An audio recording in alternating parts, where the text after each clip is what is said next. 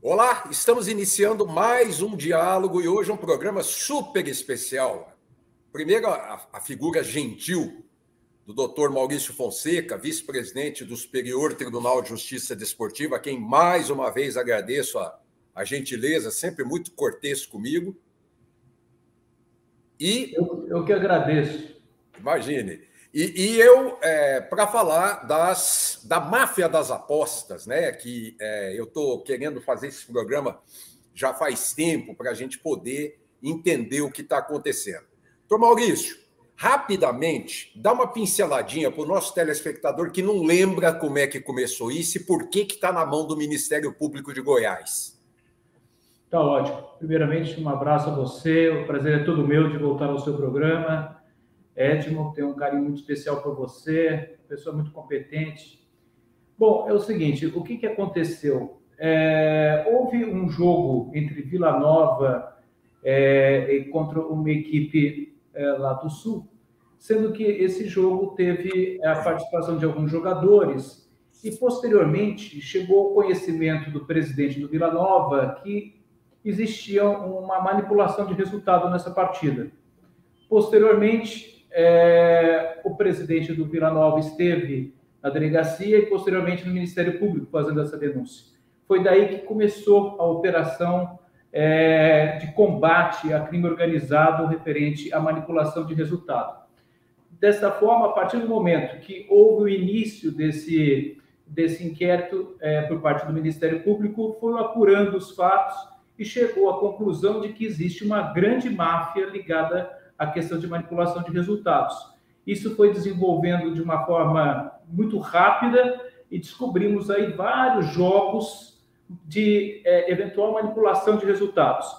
Já temos concretamente dizendo mais de 20 partidas que efetivamente foram manipuladas e que, a partir desse momento, todos os estados do Brasil estão vinculados a essa operação do Ministério Público do Estado de Goiás. Eu quero até ressaltar aqui que está de parabéns o Ministério Público, que ele está fazendo um trabalho extraordinário, e a partir do momento das denúncias que foram feitas, a Procuradoria do STJD solicitou toda a documentação como prova emprestada para o STJD, objetivando também punir de forma desportiva os atos praticados por esses atletas. Então, estamos trabalhando nesse sentido. Bom, existe uma... Bom, isso o fato de manipulação de resultado em jogos, não só do futebol, mundialmente é uma coisa muito antiga. Se der tempo, nós vamos falar disso, mas vamos focar aqui no nosso negócio. A CBF contrata uma empresa suíça chamada Sport Radar, que é uma das empresas no mundo que são encarregadas de apurar, investigar, ver se por trás dos bastidores estão acontecendo alguma coisa. No começo desse ano, ela disse que teve 775 jogos de futebol em 92 países considerados suspeitos o ano passado. Quer dizer, 775 jogos em 92 países. É um absurdo. Sim.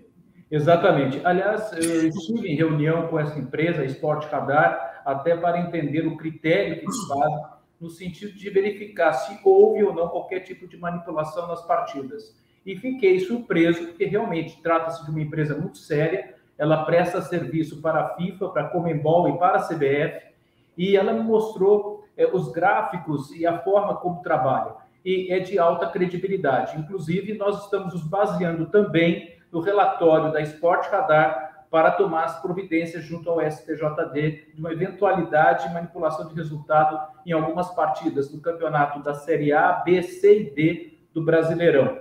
E realmente é assustador, não é só no Brasil, é no mundo todo. E eles fazem um trabalho espetacular e de grande impacto junto a todos esses países. E eles levam à FIFA todas as informações com relação aos atos que estão sendo praticados por alguns jogadores em algumas partidas que levam suspeitas e vem daí, então, os inquéritos e os processos que estão em andamento. É bom ressaltar, como o senhor mesmo disse, mas eu vou só destacar, nominar, a Sport Radar também trabalha para a Conmebol, trabalha para a UEFA, trabalha na NBA, na Liga de Basquete Americano, e na Major League Baseball, que é o top lá nos Estados Unidos, o beisebol, né, que não é um esporte apaixonado aqui no Brasil, mas para eles lá é uma loucura. Bom, dos 775 jogos do ano passado, 139 foram no Brasil. Essa foi a que chegou à conclusão a Sport Radar. Mas o que chama atenção é que só 17 e pouco por cento é na Liga Primeira Divisão. O resto é tudo segunda, terceira divisão. Vocês já chegaram à conclusão do porquê isso, doutor Maurício? Olha, na verdade, esse trabalho que eles fazem é extremamente amplo, inclusive junto aos campeonatos estaduais também. Nós temos casos de manipulação de resultados em Amazonas, no Pará e em outros estados. Evidentemente, nós ainda não temos como... Nós não chegamos ainda efetivamente na Série A. Quer dizer, temos algumas partidas da Série A que está ainda sob análise e vai a julgamento no STJD para se verificar se efetivamente houve ou não qualquer tipo de manipulação.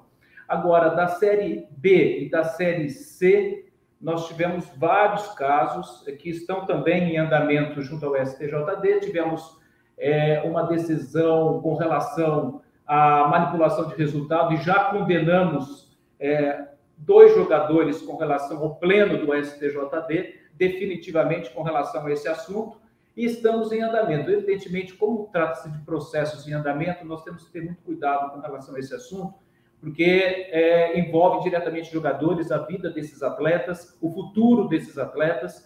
Então, nós temos que ter muito cuidado, é um assunto muito delicado, que nós temos que ter absoluta certeza, não só indícios, mas provas incontestes para efetivamente punir esses atletas. E nós não seremos aqui responsáveis em citar nome de quem ainda está aí sob investigação. Mas a gente pode falar do contexto do trânsito do negócio, porque envolve desde atletas, técnicos, aliciadores, grupos investidores, quer dizer, tem todo um projeto que eu gostaria que o senhor destacasse para mim o que é que se pôde ver em cima disso. Exato. Estudando os processos com relação à operação penalidade máxima, a gente verifica que tem 4 núcleos de atuação. Eu até anotei aqui, o primeiro núcleo é o núcleo financiadores. Tem o núcleo apostadores, o núcleo intermediadores e o núcleo administrativo. Os financiadores são responsáveis por assegurar a existência de verbas a ser utilizadas no pagamento de jogadores aliciados e também nas apostas manipuladas. Só uma observação, que aí já há um furo, né? Porque por parte do negócio, porque já deixaram de pagar, inclusive, já deixaram de cumprir algumas investigações que vocês fizeram, né? Exato. Chegou a acontecer exatamente isso. Tem o núcleo dos apostadores, são os responsáveis por efetivamente contatar e aliciar os jogadores para participação no esquema, além de realizar pagamentos indevidos e promover apostas nos sites esportivos em contas próprias e de terceiros, para tentar burlar. Temos o núcleo intermediadores, que são responsáveis por indicar contatos e facilitar a aproximação entre os apostadores e os atletas, aptos a promover a manipulação em eventos esportivos. E, finalmente, temos o grupo administrativo, responsável por realizar transferências financeiras a integrantes da organização criminosa e também em benefício dos jogadores. Então, olha o tamanho desse esquema que existe já com relação à manipulação de resultados. São núcleos formados, é uma verdadeira quadrilha, efetivamente, que existe, e não existe uma só. Eu tenho certeza que isso aqui é só o início. Nós temos a Operação Penalidade Máxima 1, temos a 2 e provavelmente teremos a 3 e a 4. É a minha opinião. E volto a dizer, tendo origem tudo isso através do Ministério Público de Goiás, diante de uma denúncia que foi realizada por um atleta junto ao presidente do Vila Nova, que foi daí que foi o estupim de todos esses assuntos, esses casos. Bom, doutor Maurício, claro que na qualidade de vice-presidente do STJD, a gente sabe que as investigações estão cada vez se aprofundando mais, e em breve a gente vai tendo mais novidades e mais desdobramento. Mas, até a última vez que eu tive informação, era o envolvimento de 72 pessoas, quer dizer, começando o negócio já de escola, 72 pessoas. É gente pra caramba, né? Porque conforme vai aprofundando, esse número vai crescer, e apenas 9 dos 21 apostadores, financiadores e membros do núcleo administrativo foram denunciados e viraram réus. Sim, é que os trabalhos estão sendo desenvolvidos, Edmo. Na verdade, eu tive a oportunidade de ler o relatório inteiro da Operação Penalidade Máxima e eu fiquei surpreso.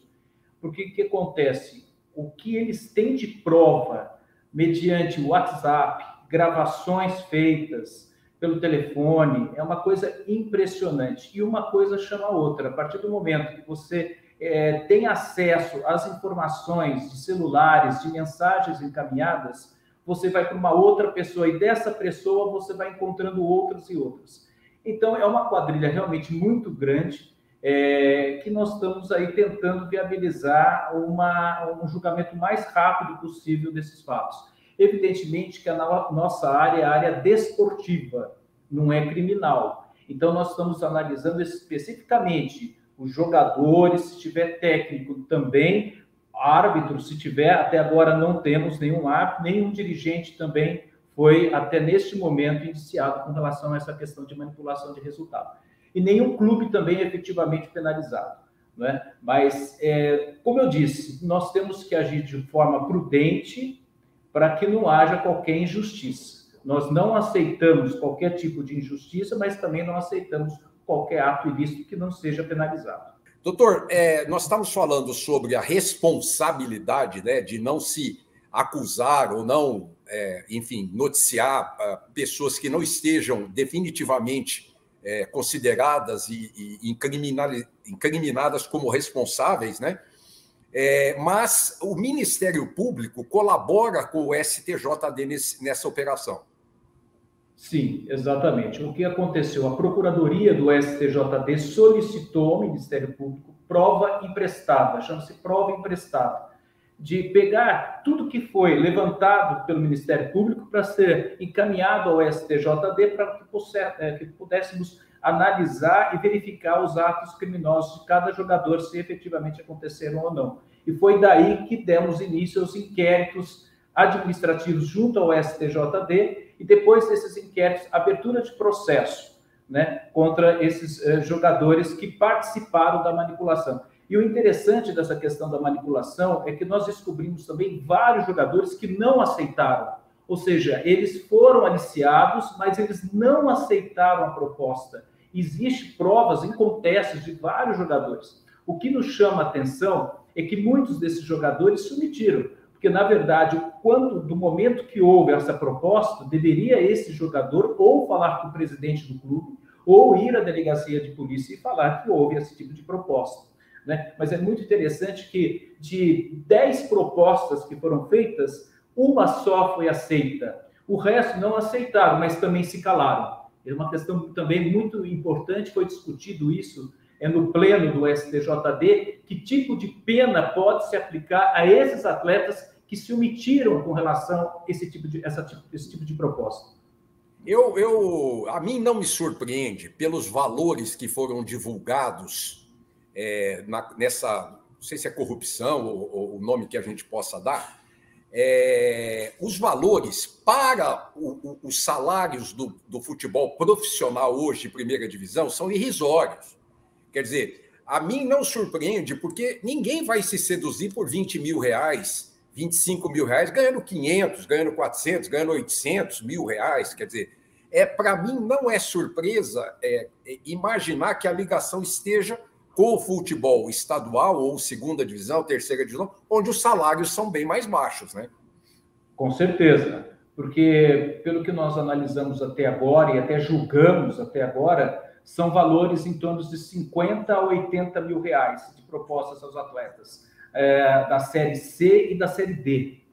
50 a 80 mil reais. Não é? Então, são valores altamente significativos para um atleta que deve ganhar em torno de 2, 3 mil reais por mês, que isso, evidentemente, faz com que o atleta, infelizmente... Seduz. Né? Isso, infelizmente, vão por um caminho errado, e muitos, eu já tive a oportunidade de ouvir alguns atletas, disseram, puxa, mas eu não sabia que eu estava fazendo uma coisa errada. Como não sabia que eu estava fazendo? Você está interferindo diretamente no placar, você está prejudicando o seu próprio clube. É óbvio que o senhor sabia, né? Então, há as alegações por parte dos advogados desses atletas que são totalmente incabíveis. Eu tô até dando risada, porque antigamente, comentava-se antigamente, antes do VAR, antes de ter todos os jogos transmitidos por TV, ou mesmo, enfim, aquelas diversas câmeras dentro de estádio, que o grande cara para você corromper era o bandeirinha. Porque aí ele não marcaria o impedimento, ou marcaria para o outro lado, em contrapartida. O bandeirinha era o menos suspeito possível que você podia fazer o negócio. Mas deixa eu perguntar uma coisa para o senhor. O grupo Frotabel, que é o grupo do WhatsApp, do Bruno Lopes, que depois ficou conhecido como BL, né? Que foi apontado como chefe da quadrilha, isso já nas investigações. Mas nesse mesmo grupo de WhatsApp tem um monte de gente que ainda não foram identificados. Por isso o senhor tem a certeza que isso vai andar muito mais.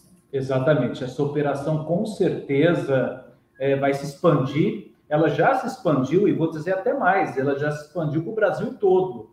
Não é? Porque o Ministério Público de São Paulo, o Ministério Público do Rio de Janeiro, dentre outros, do Brasil todo, já foram acionados. Então, isso é só o início de uma grande operação que está sendo feita para descobrir esses autores desses atos ilícitos que foram praticados e estão até hoje sendo praticados, acreditamos. Né? Bom, esse grupo Frotabel era do WhatsApp, captava dinheiro para as apostas, né? E extraiu-se grande quantidade de provas, né? Com nome de jogadores, comprovantes de pagamento, enfim. Esse grupo, nesse caso aí de início do negócio, era o grande responsável pelo negócio. Foi daí que nós descobrimos, né? Porque esse grupo tem a ver exatamente com a questão desse jogo do Vila Nova. Não é? As pessoas que estavam envolvidas nessa partida, que descobrimos que tinha envolvimento na manipulação de resultado, chegaram ao nome dessas pessoas que você citou, né? Que todas essas pessoas estão indo pela esfera criminal, não está indo pela esfera desportiva, evidentemente. Até porque não fazem parte. Um ponto importante... Como? Até porque não fazem parte da esfera desportiva. Um ponto importante... exato. Um ponto importante nessa história toda é a questão dos clubes. Os clubes precisam investir na educação dos seus atletas, desde a categoria de base, orientando, dizendo o que pode ser feito e o que não pode.